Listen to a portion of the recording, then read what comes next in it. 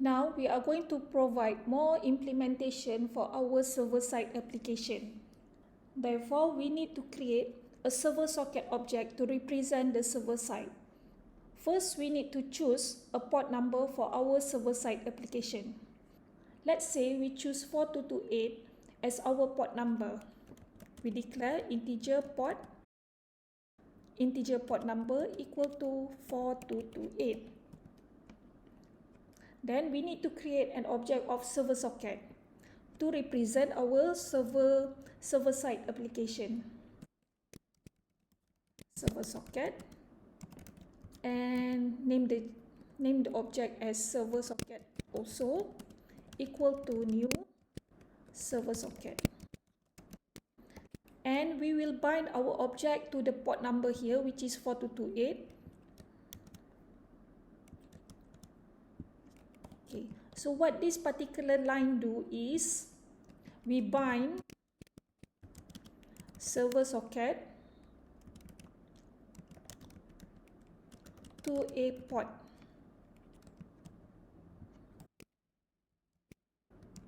Okay, then we import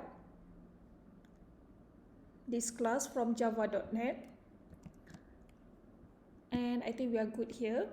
After that, we need to listen for incoming requests.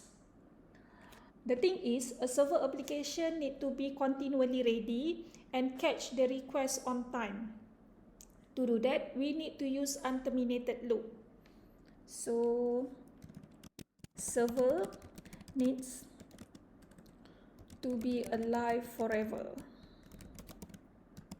Okay, we use while loop, make the condition true always so that it will continually loop.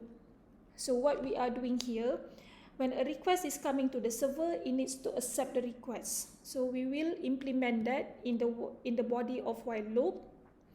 Then to do that, we need to invoke an accept method from server socket. So server socket, okay, this is the server side, need to accept. Notice that this particular method here returns a socket object. So we assign it to an object of socket, and we name the object as client socket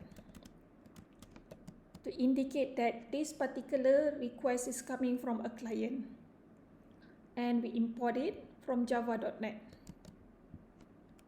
Okay, so we provide some command for connection.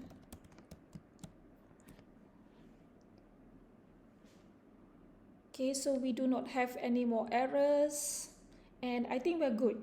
So what we have done until this point is we have implemented all the steps that are defined in slide 47.